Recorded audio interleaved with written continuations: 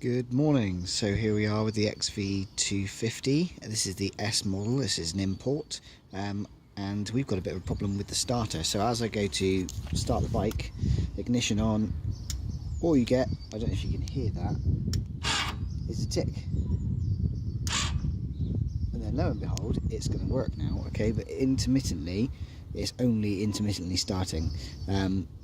Basically, I think that the relay, starter relay, which is underneath here, is at fault, so we're going to change this out.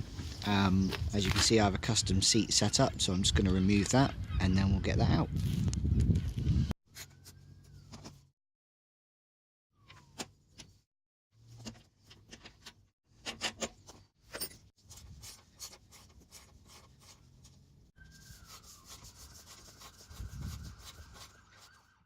So we have the seat off and the cover removed, and now you can see my battery. I'm not using a standard one. I've got one of the Moto gel batteries. It's a lot better. It charges a lot faster. I think it takes about 6 minutes to get up to 90%, and then it does a slow charge. So it's really quick. It's higher ampage for cranking when it's cold, which in England is most of the time.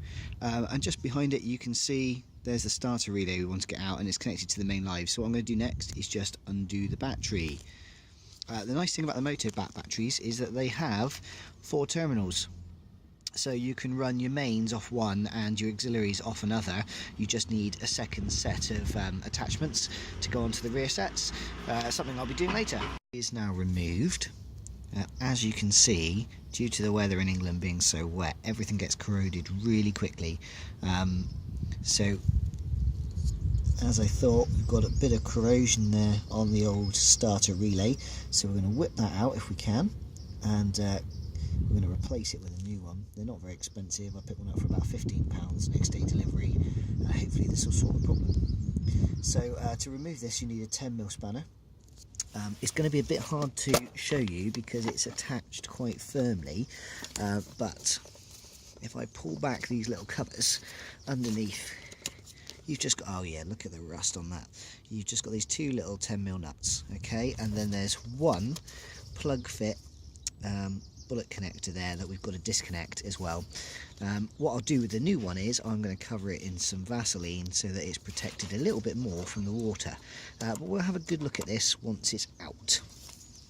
So I'll get a 10mm on that and we'll have a look.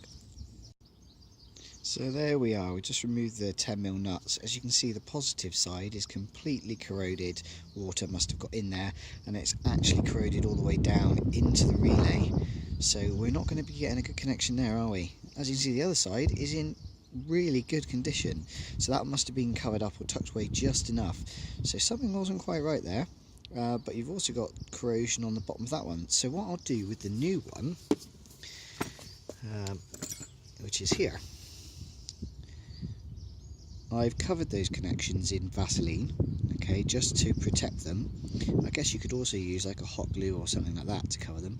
And I'll make sure that I cover, once it's connected up, I'll make sure I cover the nuts and bolts there with some Vaseline as well, and make sure those covers are over it before we start doing anything else.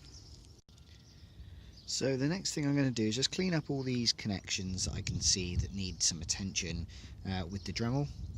Obviously make sure you've got your safety specs on. You've only got one set of eyes. Safety first, people. If one of those little barbs comes out, they stick in your clothes. Imagine what it'd do if it went in your eye. Wouldn't be good. So we're going to give this a quick whiz off so everything's nice and clean, especially that main connector there, our positive connector. We want to have those all nice and clean so we get the best connection. Okay, so all the connectors are now clean, including the ones on the battery. 3 terminals there.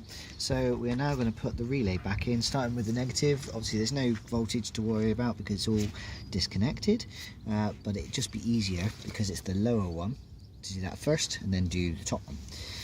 Not forgetting that little bullet connector as well. So I'm going to start to screw those in and then tighten them up with a 10mm, and then we'll go back to show you how it looks.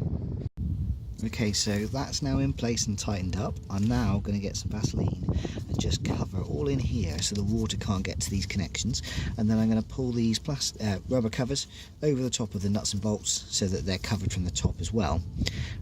It does have this little rubber shield which goes over the little nuts you saw earlier and down to that bullet connector, and that just has to be stretched over. Well, that'll work with these little caps I've got, I'm not sure, but we'll give it a go.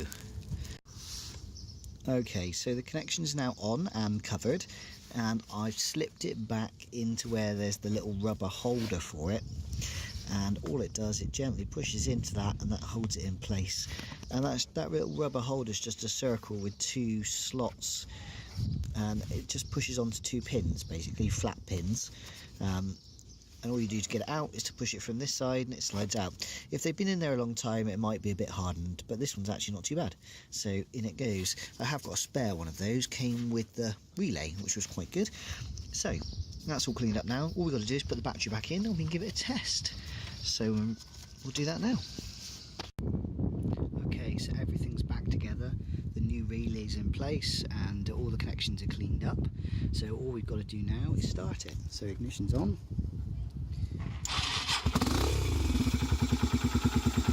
Perfect.